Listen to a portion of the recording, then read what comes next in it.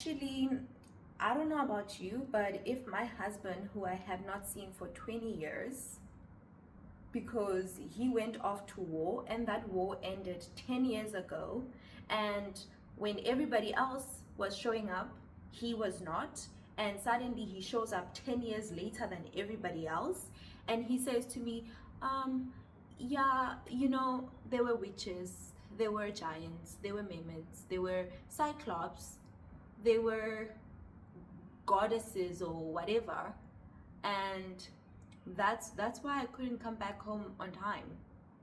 I don't know how I would feel. I don't know how I would feel if my husband, who left 20 years ago, suddenly shows up. And I've gone through a lot. I've been harassed by over 100 men. I've had to raise our son on my own, and he shows up and he says, yeah man, witches, giants, mermaids. I don't think I would, it wouldn't be a welcome home, it would be it would be some shouting, it would be something, but it would not be, yeah, welcome home, I missed you, my husband. But that is exactly what happens in what a lot of people claim is the greatest story ever told. I don't know, I'm a little bit biased, but okay, it is one of the most exciting stories ever told. That is the Odyssey. So the Odyssey is from Greek mythology, right? And it has been told so many times, and so many people have given their versions of it. One of my favorite versions is by Homer, but I reread it because of course I will, and I reread Stephen Fry's version, and I have a lot to say. But more than anything, I feel like I need to take you guys through the entire journey. Welcome, my beautiful nerd gang. Welcome to another session of Nerding Out with your favorite nerd, Lee. So, like I said, today we are talking about the Odyssey, the journey that is the Odyssey. We're talking about Odysseus. A bunch of you actually told me that, hey, we're waiting, and I said, okay, I'm here. And I'm here to tell you every single thing about what happened. So I feel like if we talk Greek mythology, we always have to start at the beginning, right? We have to start with Gaia, Mother Earth. But I feel like we've had this conversation about Gaia before, right? And I've told you a lot about Gaia and Uranus, the night sky. So I'm not gonna bore you guys further. If you guys want a bit of that history, please feel free to see one of my videos on Circe where I went into depth onto that. But I'll give you guys a short summary. Mother Earth was bored, she had a son, night sky. Her and her son started doing it. They gave birth to monsters who Uranus essentially just like threw into that, like he just doing the underworld. What did he do? I forgot.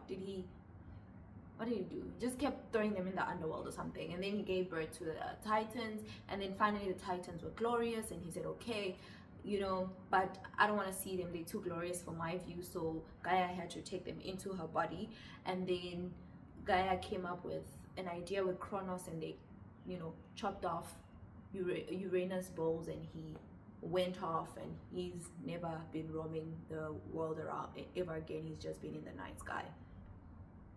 Yeah, that's interesting, right? I feel like Greek mythology is so interesting. But now, where we are right now, we are not at the age of the gods, not the age of the heroes, which is Hercules and everybody, but now we are at the age of, actually, we are at the age of the heroes, right? But Odyssey starts at the end of one of my favorite stories, the Trojan War. So I'm not gonna go into the Trojan War into detail because, guys, I think it has been so told so many times.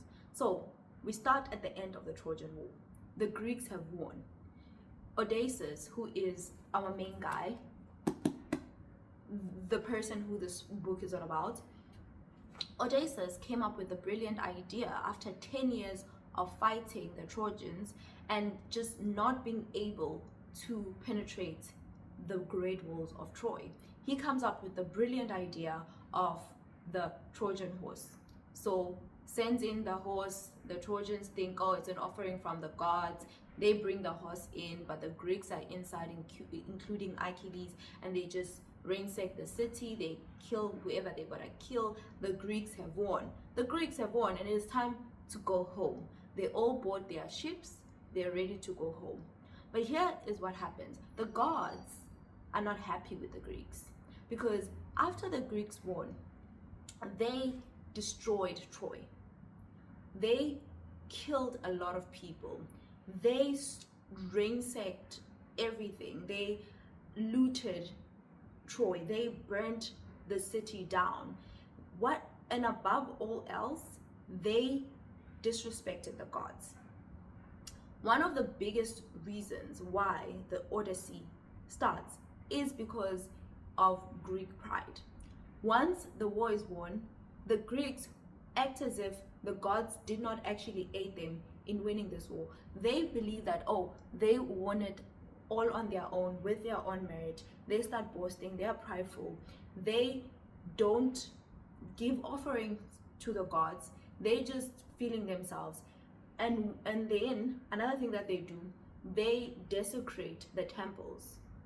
Of all things, a lot of the gods, including Athena, goddess Athena, she was helping the Greeks win this entire time. For the past 10 years, she was on their side. She was on their side.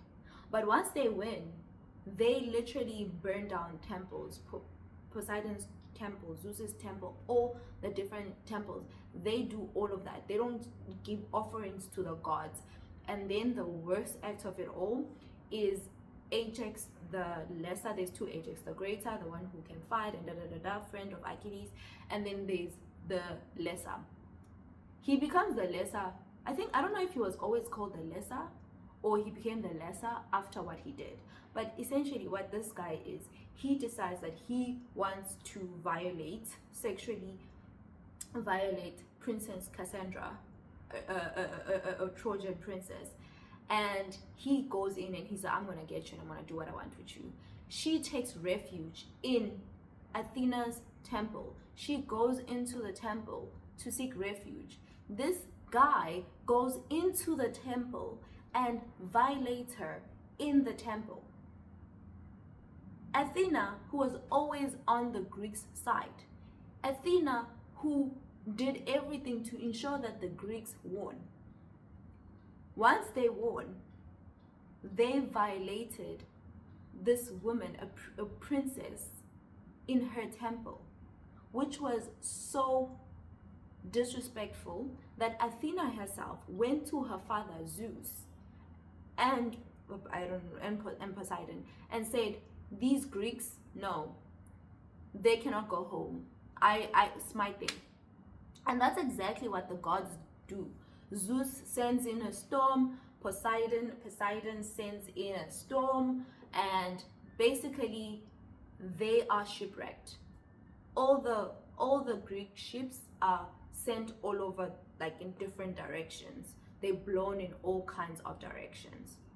But we will follow one set of ships, Odysseus, because it is the Odyssey after all. So we follow Odysseus. So his ships are blown all the way out. And before they even blown all the way out, before the gods send the winds and the storms and everything, Odysseus' men, basically they are heading home to Ithaca, because Odysseus is the king of Ithaca. They're heading home and they decided, oh, they see an island and they say, oh, let's go get provisions. And Odysseus is like, don't we have enough? And his men are like, no, we want more provisions. But in actual fact, these men have spent 10 years fighting. They are bloodthirsty. All they know is to fight. So they go on this island, not to get provisions. We know it's never to get provisions. It's never stuff. We know. It is never that. But they go on that island saying they're going to get provisions. But what they end up doing is they end up ransacking, and they decide, you know what? Why are we even being nice to these guys, the Ciconians? Why are we being so nice to them. They were on the Trojan side. In fact, let's kill them all. So they start to kill everybody there. And Odysseus is like, guys, stop. Let's just go home. We don't need to do all of this. And they're like, no, we're gonna take everything because we want more gold. They looted Troy, but they say they want more. They want more. So that's what they do. And after they've done all that, they become complacent and they just sit there and they start to feast and everything. But the few people that escaped from the island, they went to the neighboring islands to get help, and those guys came to help them. And they come in, they basically fight off Odysseus' men, and they kill about 72 of them. I think this was the beginning. Even without the gods smiting them, this was an indication that this group of men, these men were not meant to get home, because they spent 10 years doing whatever that they want, killing whoever that they want, looting whatever that they want. That the first time after 10 years they've won, they can go home. Instead of going straight home, they decided to raid the nearing island and say, by the way, we're going to take whatever we want, and you know what, we're going to justify that because, you know, you were team Trojans, so now we are justified to kill you and take and do whatever, and sexually harass the women and take the women as prizes, as slaves. So I think even without Athena and Zeus and Poseidon smiting them, these people were never meant to go home. And the fact that here they clearly like don't listen to Odysseus, this was for me foreshadowing. And this was quite telling, because before, when in the Trojan War and reading the Trojan War, Odysseus for me was this strategist guy, this strong planner. He plans, he thinks, he uses wit, he uses his mind. His Achilles is the sword. He's a fighter. Odysseus is the brain. But this for me showed me that he's the brain, but he's not a leader.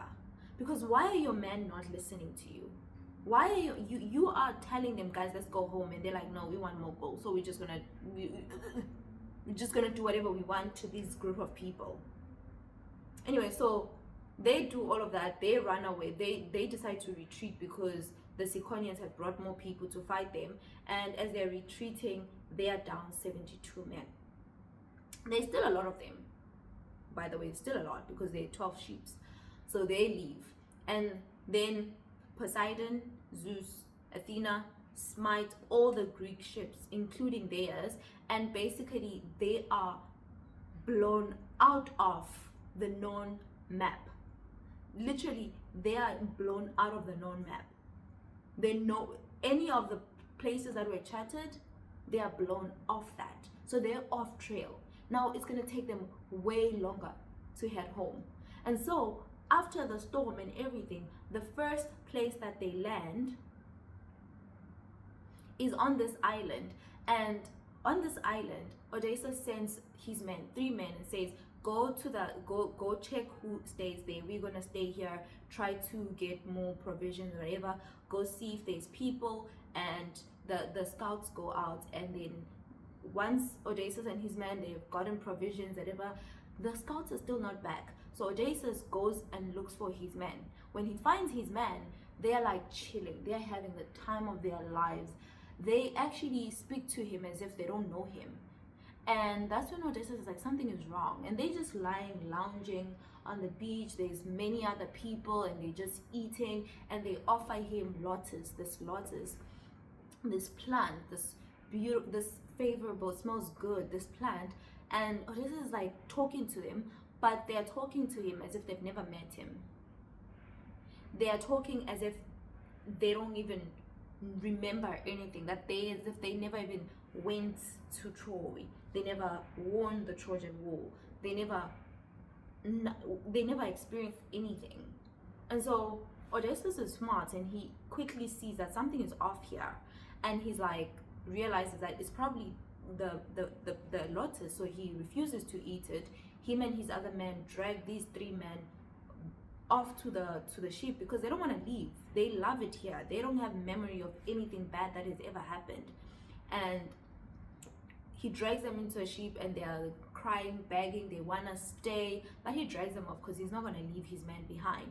And as they're leaving, the lotus people wave by at them, the people that eat the lotus, the ones that were on the, they wave by, and they will never even remember that Odysseus and his men even stopped there, because they keep eating this lotus, and this lotus basically keeps erasing their memories of home.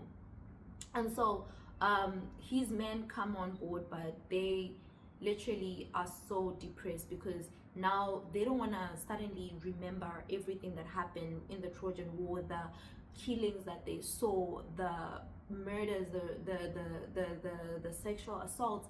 They don't want to remember that. They would have rather stayed on the island. Again, for me, I'm like, I understand why he made the decision that he did for his men, but knowing what's gonna come next, I kind of like feel like he should have left them behind, because like it's about to get hectic, my friend. It's about to get hectic. And I recall there's actually a myth that one of the three men actually jumped off board, because he just jumped off and killed himself, took himself out, you know, because he just couldn't live with the memories of everything. I mean, when he ate the lotus, he felt so much relief, and suddenly he's remembering everything again, and he didn't want to remember everything again, so he himself out.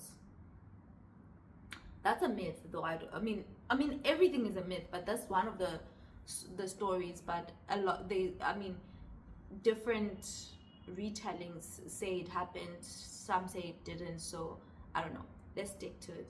Okay, now that they now have their men, they sailing away from the lotus eating island. They then dock on this other island. So on this other island, they dock there. They decide to get more provisions and everything, and this time Odysseus says he's gonna go with the man himself. So he goes with 12 of his men to the island to see what is going on. And they go, and as they are just checking out the island, they come across this cave, and in this cave there's like wine, there's like cheese, there's like food. And then Odysseus, he tastes one of the cheese, and he says, oh, this is so good. He thinks for a moment, I could just steal it and go. But here's the thing with Odysseus, you will realize that he likes to act in an ethical manner, and a lot of people will say he might actually be ethical, but you realize that he's also not. So there are moments where his character shows that he is not a bad guy, but there are moments where you're like, I mean, you guys traveled all the way to Troy to fight a war that you shouldn't have even been fighting in the first place. You killed a number of people, you ransacked these people, you burned down their city, and you were one of the masterminds. So I don't know how good you can be, my bruv. I don't know how good you can be. But anyway, so he decides he's not gonna steal the food that he finds in this cave, but he's gonna wait for the person who lives here, and he's gonna negotiate with him. Big mistake. As they are standing there waiting for the owner of this cave, this giant Cyclops, one-eyed giant, comes in, and Odysseus, greets him and wants to have a conversation with him and negotiates with him over this wine. But what this giant Cyclops does, he says, listen, you guys are beneath me. I'm not going to negotiate with creatures that are beneath me. And Odysseus is like, okay, fine, then let us go. And they're like, I don't need to respect the rules of being a good host. Hospitality. I don't need to do that. Not with you. You are less than me. I don't care that our great god Zeus says we must all, show hospitality to strangers. I don't care. You are less than me. So no, I'm not gonna play that game with you.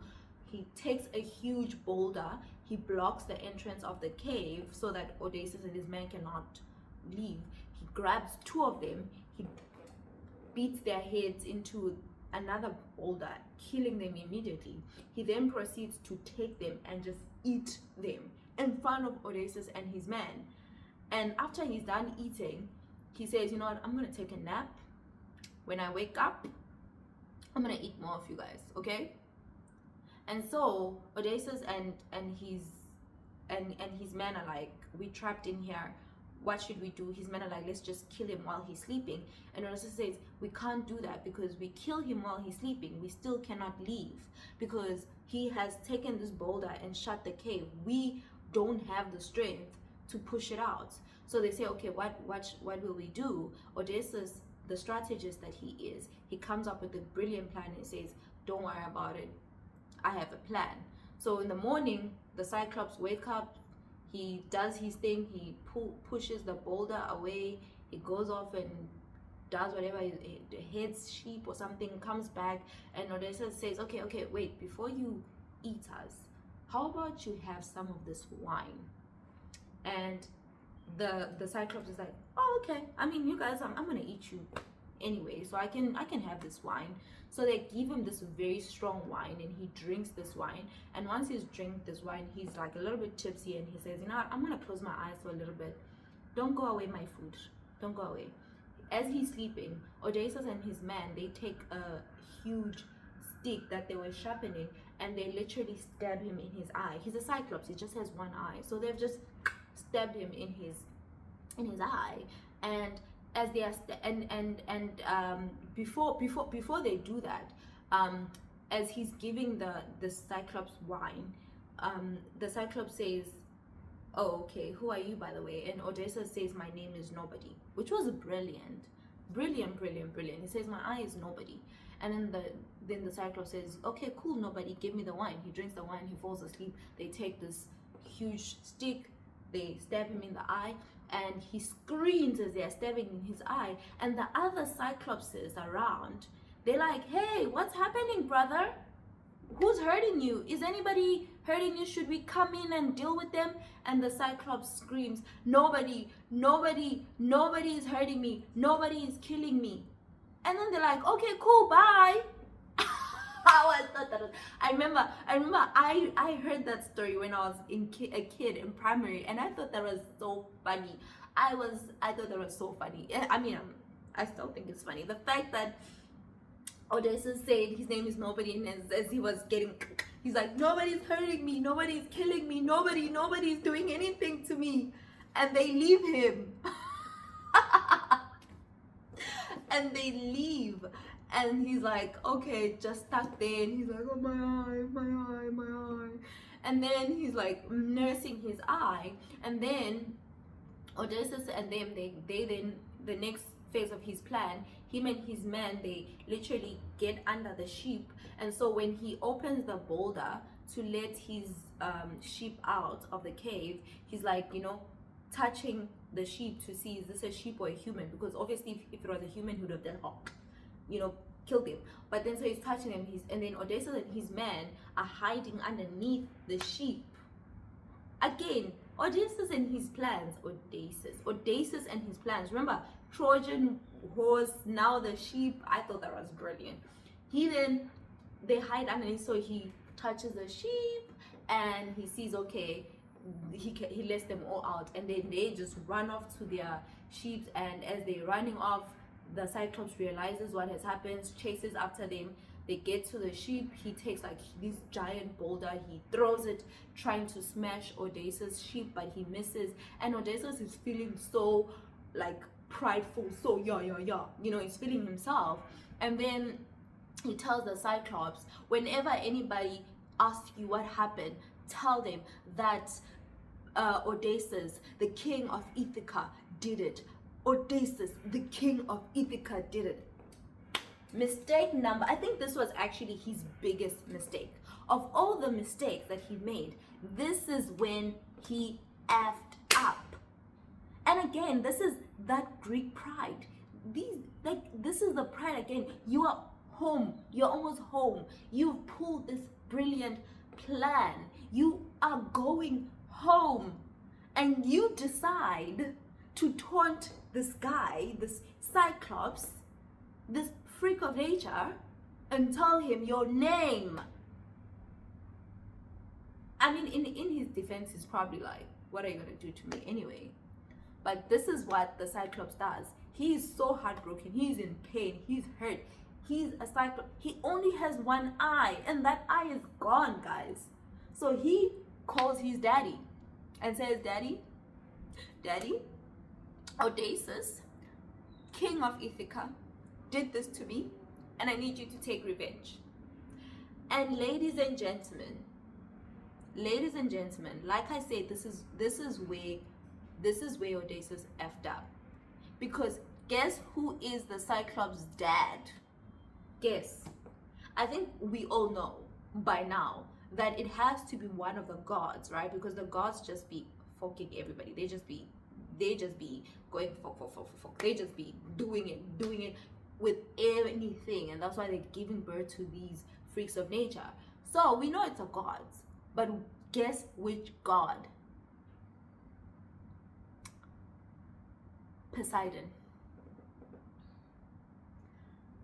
Poseidon is his dad. Poseidon, the god of the sea. They are on ships trying to get home. The only way they get home is through the ocean. They need to go across the seas to get home, and they have now pissed off the owner of the seas. Oh my goodness. Oh my ladies and gentlemen. And so Poseidon is like, bet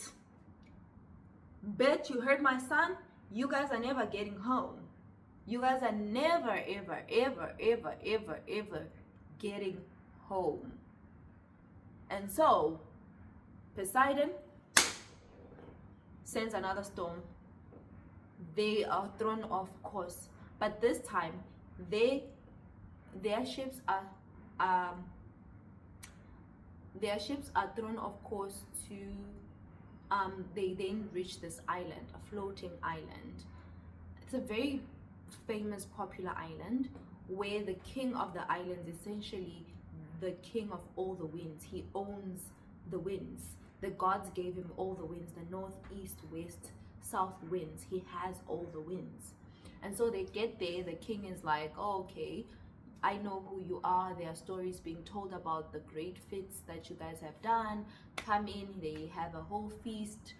They give them everything. They help them. And as they are leaving, the king of all the winds gives them some winds. So he takes like this huge bag and he gives them like different types of winds, like the north, east, south winds, and things them and says, okay guys, you can go off now.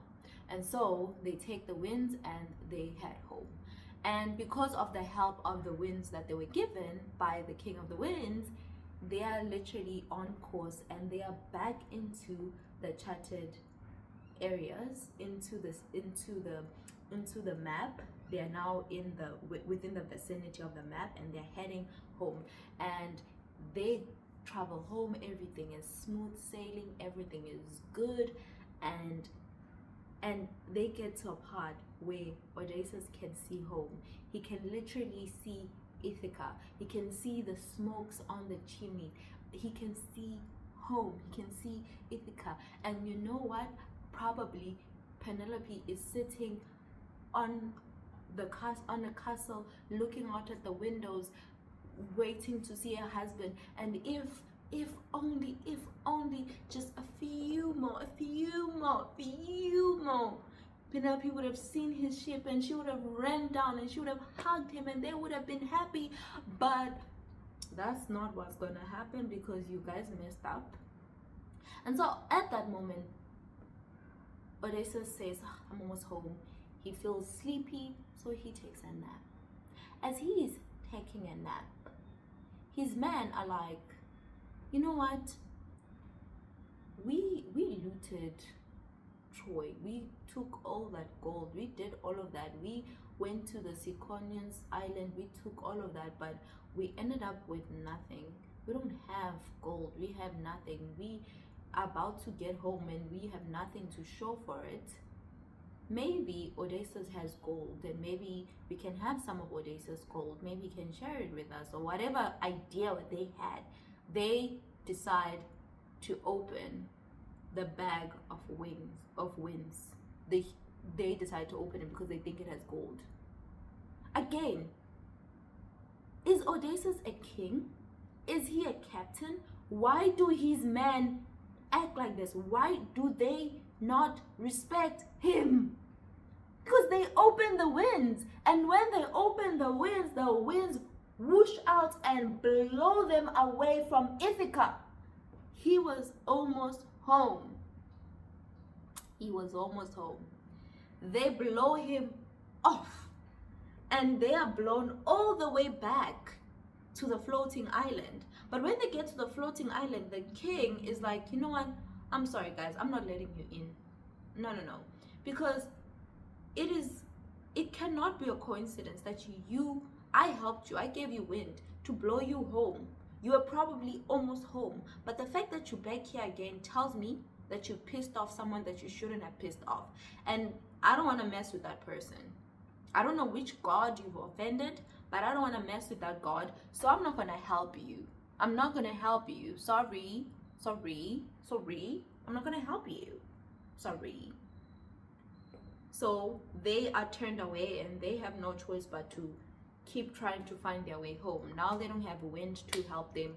So they go off and they see another island, and they decide to stop at this island to get provisions. And so this time, Odysseus is like, okay, men, try to find a place to dock your ships. They dock their ships.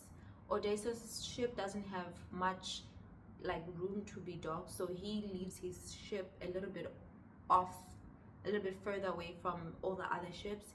They go on this island. When they're in this island, they see this giant baby. This time it's not a Cyclops. 2 eyes, looked like a human giant baby, and they say to this giant baby, take us to your mommy and let's see if your mommy can help us out. So this baby takes them to her mom, who is the queen of these giants. And the queen of these giants says, okay, let me take you to my husband. And they go to the king of the giants, and the king of the giants says, I'm not going to talk to you guys are less than me, and anyway, we are cannibals, we eat you. So he scoops one of them and eats them. At this point, Odysseus realizes, oh god, no. He and his men, they run for the ships, but this island, it's not like 10 or whatever Cyclops. This is like an entire population of giants, men eating giants. And so all these giants come out and chase after them, and they throw boulders at them, and then they try to escape, but these giants literally are taking the huge stones and hitting their ships, and they're taking huge spears, and all the men that are like, you know, floating on the sea, they are literally spearing them down as if they are ships and taking them to eat, and they are laughing as they are doing it because you just brought them a feast. And the only ship that manages to escape is Odysseus' ship. Out of 12 ships, only one escapes the island of giants. Odysseus, only he escapes. Only he escapes. He left Troy with 12 ships, hundreds of men, and now he only has this one ship and a dozen of men. This is the revenge of the gods. Look at what they've done. Right now, Odysseus doesn't know what's going on anymore. He's defeated. He's feeling like, oh my god, what am I gonna do? You know, this situation is insane, but what choice do I have? They keep going, and he actually gets a little bit depressed. That they say that he wanted to throw himself off the ship because he's like, I can't anymore, I'm done, I'm defeated, what am I gonna do? But he decides, I'm gonna stand still. My wife and son are probably still waiting for me. By now it's been 2 years of all this shipwreckness, so it's probably 12 years since he last saw his wife and son. So he then decides, okay, cool, let's just keep going. They then see this other island, beautiful island. Now this is like one of my favorite parts of the book, and you guys know, you know. It's one of my favorite parts. Okay, then Odysseus, he gets there, but now he's a little bit paranoid. He's like, okay, this is what we're gonna do. We're not even gonna dock our ship. Our ship is gonna stay a little bit further away.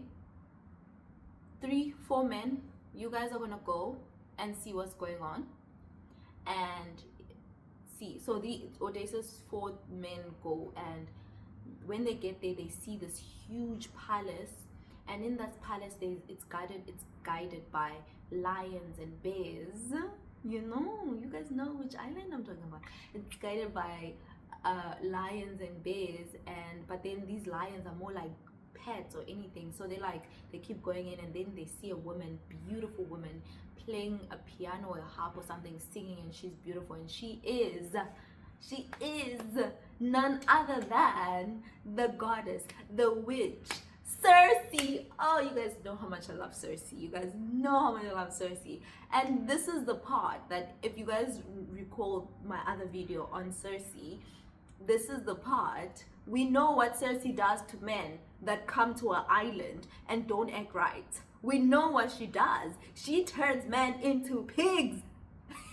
She turns men into pigs into, okay, I'm not gonna say it. I didn't say it myself, but somebody said it. Somebody said it, not me. But somebody said Circe turns men into their true nature. Pigs. Not me. I didn't say that. I wouldn't say that, no. Who said that? Not me. Not me. Circe turns men into pigs. And they go there. And by the way, Homer's version of the Odyssey, and even this version of the Odyssey, it doesn't touch on the man's behavior. It just says that, oh, Circe said come in, gave them food, and the food that they ate had potions that turned them into pigs. But we know that they tried to assault her. We know that they sat there and ate her food, and as they ate the food, they said to her, do you have a husband? Do you have a dad? Are you here alone? And then they thought that they were gonna get to violate her, and she said, Uno reverse, you are turned into a pig.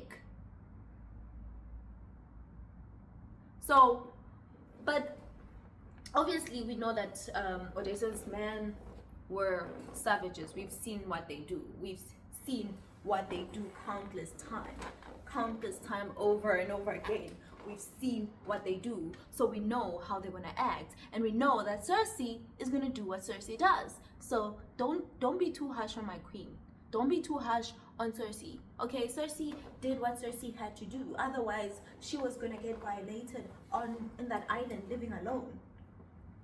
Okay, go watch my other video. You will know why I feel the way I feel about my girl Circe. No slandering Circe. No slandering Circe. Okay, cool. So she turns them into pigs. Odysseus is in the ship waiting for them, and one of the 4 that he sent, only some went in and one stayed behind. So that one ran off. He didn't eat. He was just like seeing what's happening, and it tells Odysseus what's happening, and Odysseus is like, oh my god, what is this luck of mine? What is going on? And then he is like, okay, what should I do? I need to go get my men. I cannot leave without my men. Leave them. Odysseus, leave them. They have literally, you remember when our parents used to say, be careful of who you hang out with? Because they might ruin your life if you hang out with the wrong person. Yeah, Odysseus, this is you. They have literally been holding you back. Leave them. Oh, leave them. Oh, my hair is so dry. Actually, Dubai weather is like, it's like my hair is so dry. So dry.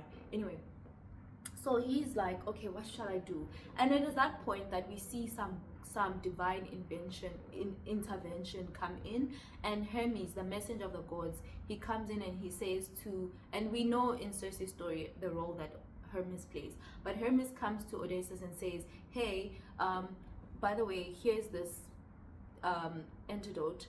Go to her and pretend to eat her food, but then try to strong arm her, get her to free your people, and you know, you might have to, you know, sleep with her, or you know, do what you gotta do, man, but you have to do it. And Odysseus is like, okay, cool. So he goes off to Circe, and you know, he eats the food, but Circe is like, okay, fine, now pig, let's go. And he's still a man, and he takes out his weapon and is like, no lady, no, I'm gonna gut you right now. But she's a goddess, we know you're not gonna do nothing to her, we know. But Circe is like, okay.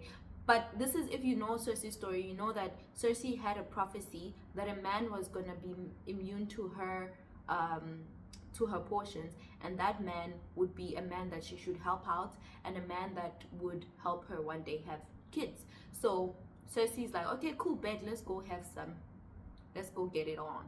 Let's go get it on. This man probably stinks, Circe. He probably stinks. He's been on a ship for how long? I know you haven't seen a lot of men coming on your island, but this man, Circe, come on. Anyway, they do it, and in the morning, Circe, you know, Circe's island is filled with nymphs.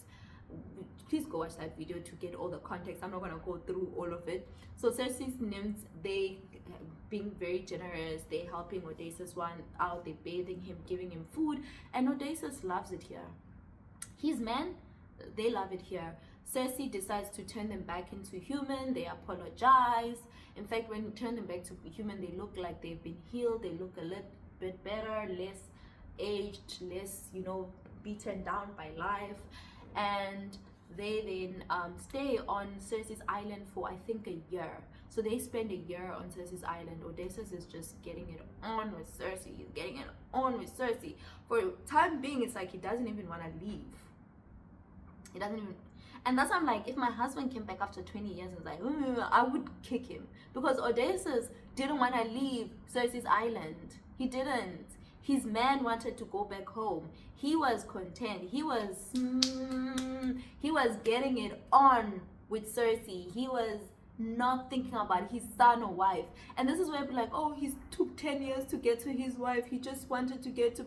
No, he was getting it on with Circe. He wouldn't have left. That man wouldn't have left. Okay, again, it's Greek mythology, and different people tell it different ways. Some people say he wanted to leave after a year. I mean, on the island, he kind of forgot because of how good his life on the island was after so many years of, you know, living the way that he was living. He just had it good, and he thought maybe he could have it good for a longer. No. We know from Circe's book that she fell for him. She loved Odysseus for a while. And I think he did love her too. I think, other than his wife, who is his great love, I think he loved Circe to an extent. I do, because he didn't want to leave. His men, after a year, were like, hey boss, time to go home, don't you think? We love it here. The nymphs treat us well, but we want to go to our families. And so he's like, okay, fine. It's time to go home. He goes to Circe, and Circe, she always knew that he was going to leave anyway. So she says, okay, but here's the thing. You are cursed, my bro. Your roots is going to be hard. So you need to find a great prophet, great seer to give you some guidance. The greatest seer I know is unfortunately dead. So you have to go to the underworld and talk to him. He'll give you all the answers that you need. So Circe gives him, guides him, and tells him to go to the underworld. So he journeys to the underworld. Circe tells him, you have to have like this blood sacrifice for whatever. He goes to the underworld. He sees a bunch of spirits, and they tell him that don't let any other spirit have this blood except for the prophet.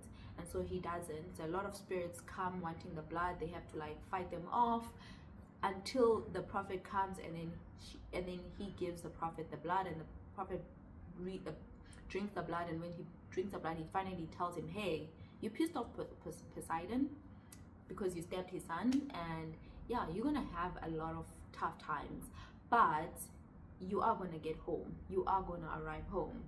So go back, it's fine. And as he's going back home, he meets his mother, who when he left 10 years ago, 12 years ago, 13 years ago at this time, his mom was still alive. And so now his heart is so broken, he weeps because he weeps because his mom is deceased. He sees the great king Agamemnon, the king of the Greeks, king of man, whatever his name, Agamemnon. I guys, forgive me, sorry. He's like, dude, why are you here? And then the dude is like, yeah, when I got home, my wife was shaking up with another guy, and they killed me. That's also one, like, that's an interesting side story. Yeah, so yeah, my wife, be careful because you might get there. Your wife also has betrayed you with some other dude. And then he also sees Achilles, and this is quite interesting. This is actually quite hilarious. Okay, quite ironic. If you know the story of Achilles, you know that Achilles was given a prophecy that if he goes to Troy, he would die young. But if he doesn't go to Troy, he will live a long and boring life. And he chose to go to Troy and die young because he would then, you know, have lived according to how he wanted to live. But when he is underworld, when he's in the underworld, he's revered, he's the king of the underworld, everybody like bows to him. He says, I would rather be alive than the king of the underworld. So I think he regrets the choice that he made. He should have lived that long and boring ass life than going to Troy and fighting for glory and honor and dying. I thought that was a little bit of an interesting side note. Okay, then by the way, before they left, one of his men like fell off a roof and died, and then he also sees that guy, and that guy says, can you please promise that you'll go back and give me a proper burial? Excuse me. You go back and give me a proper burial. So they go back to Circe's island. They got the prophecy that they needed. They know that they will make it home, and they give their fallen man a proper burial. They give him a proper burial, and they stay for one more night with Circe, and Circe gives Odysseus some like stuff, because we know Circe is also a seer. She also sees the future, and she basically tells him, okay, on your way home, you're gonna pass Mermaid Sirens. If you hear their songs, you will die.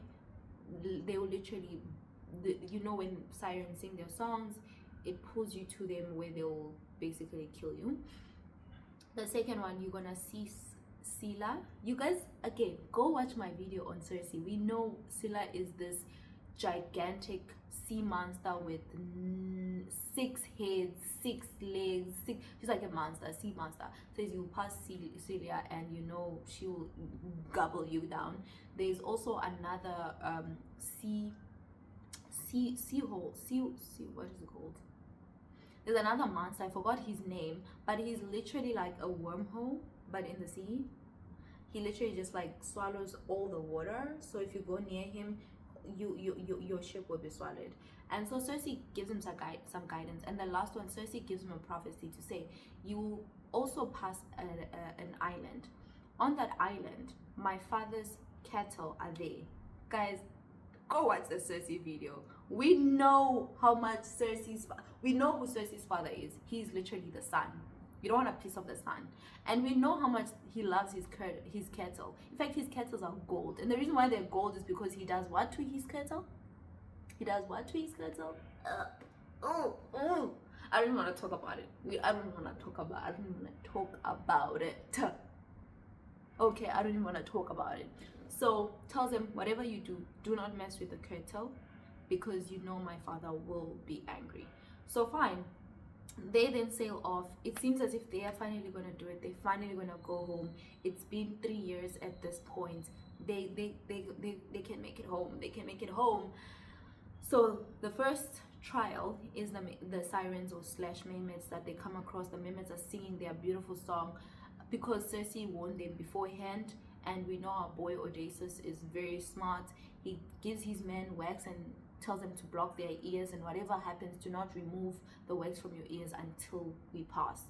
But he decides, because he is Odysseus and he has a lot of pride and he wants to be the best of all men, he decides that he wants to hear the song. So he tells his men to tie him on his sheep, like they tie him up so that he doesn't, and then they pass.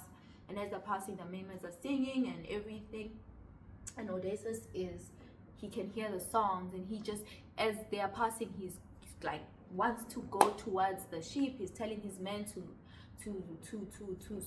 sail towards the mainland. He wants to go. Eventually they pass, and it takes him a while to actually heal from what he heard, because he's like, it messes up with his mind for a while. But also what he didn't know was that there is a prophecy or a rule that if a man hears the siren song and lives, the sirens will die. So he just killed a bunch of sirens because he wanted to be the only man alive to have heard the song.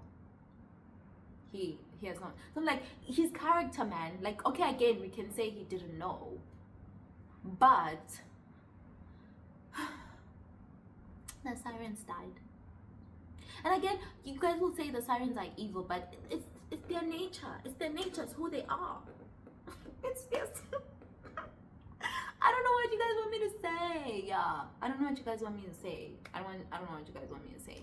But anyway, so they pass the sirens. Takes like him a while because his mind is effed up. His mind is super effed up, and takes a while for him to get over the impact of hearing the siren song. And then after that, they keep sailing, and then they come through. On one side is this wormhole that I told you about, the sea monster, who is represented as a wormhole. He swallows up everything. And on the other side is Scylla, the sea monster, who's gonna, but because Circe told him, like, listen, my bruh, if you go that side, you might not survive at all, because no one will survive, because he might just swallow all of you guys up. But if you go to Scylla, you can actually find a way to pass, because as much as her 6 heads will come at you, she can only get 6 people. So he decides to sacrifice 6 of his men.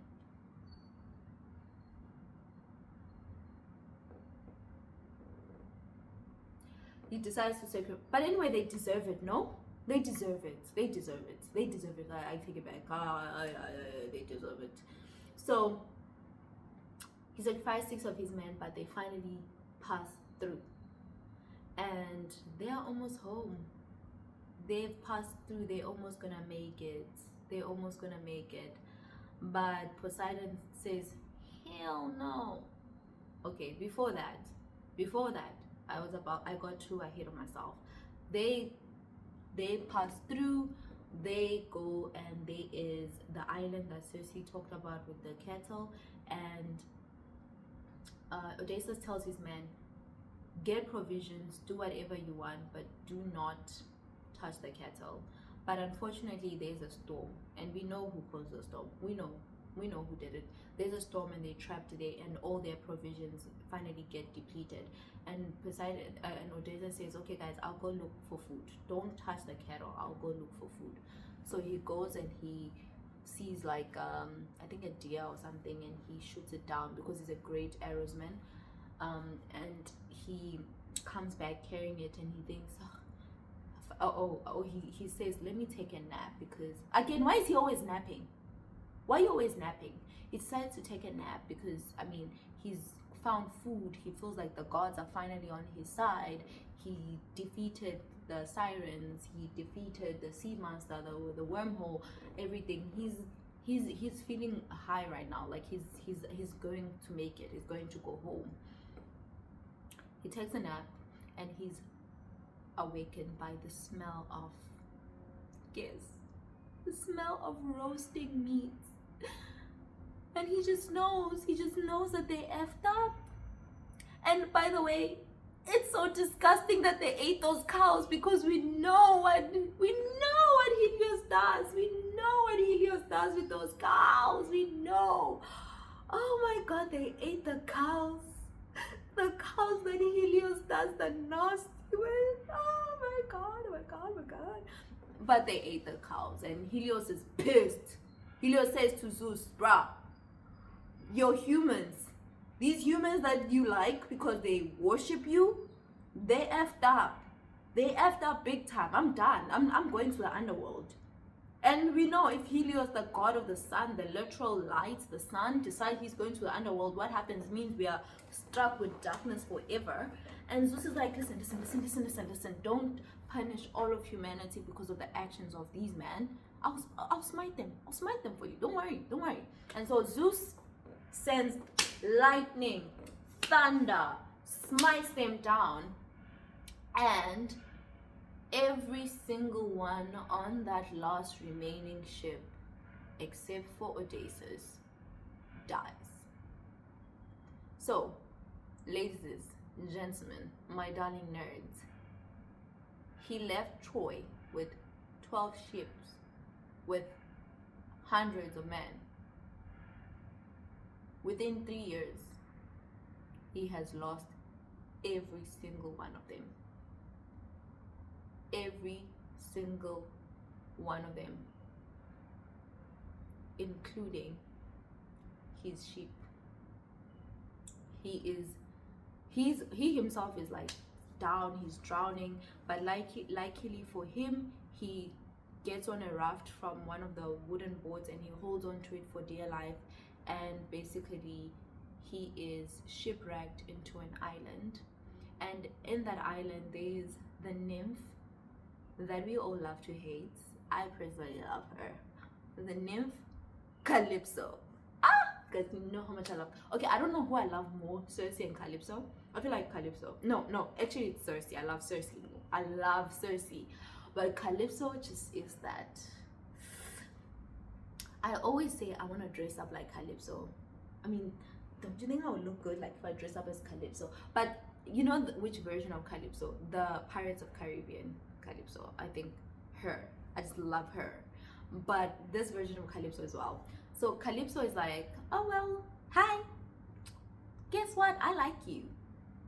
You staying. I'm not letting you go. You're gonna be my little sex toys. You're gonna be like a sex toy. We're gonna get busy. You're not going anywhere. And Calypso takes that man and rides him for 7 years. She does not let him go.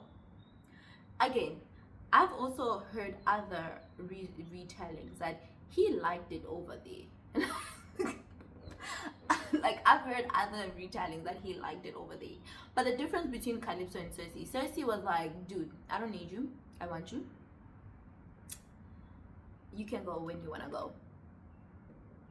Calypso's like, I want you and I'm keeping you. I don't care that you wanna go home. I'm keeping you. And she keeps him there for 7 years. 7 whole years. So out of the 10 years that everybody always talks about, that oh it took him 10 years to get home, he was fighting monsters and for 10 years. No guys, he did that for 3 years. The other 7 years he was on an island literally serving a literal nymph, a goddess, Calypso. He was on his knees serving her. I feel like I actually want to read a dark romance about Calypso and Odysseus. Does that exist? Can one of you guys tell me, is there a retelling of Calypso and Odysseus' time on that island? What she was doing to my mans? What she had my mans doing? I would read that. I'm getting a little bit too ahead of myself. I'm getting a little bit too ahead of myself. But he spends the next 7 years there. But 7 years. But it says that for the 7 years, as much as he was getting ridden by Calypso, he was crying to go home. He would sit on the beach and look out at the sea and wonder if his beautiful Penelope is still waiting for him. I kind of like maybe after year 3 he did that. But we know this man, he was happy to stay with Circe there. He would have stayed with Circe for 2-3 more years. We know that. So you guys don't think that he would have enjoyed himself? Okay, no, I sound nasty, I sound disgusting, I take it back. Because was she essaying him? Was she? I kind of feel bad now because I'm like, because technically he wanted to go home and she wouldn't let him. Okay, I don't know, it got very dark. I'm so sorry. Oh, Oh, because if the roles were reversed, guys, and someone was like, "Girl, you're not going home. You're staying on this island with me as my sex toy," we would all be up. We would be horrified. Oh,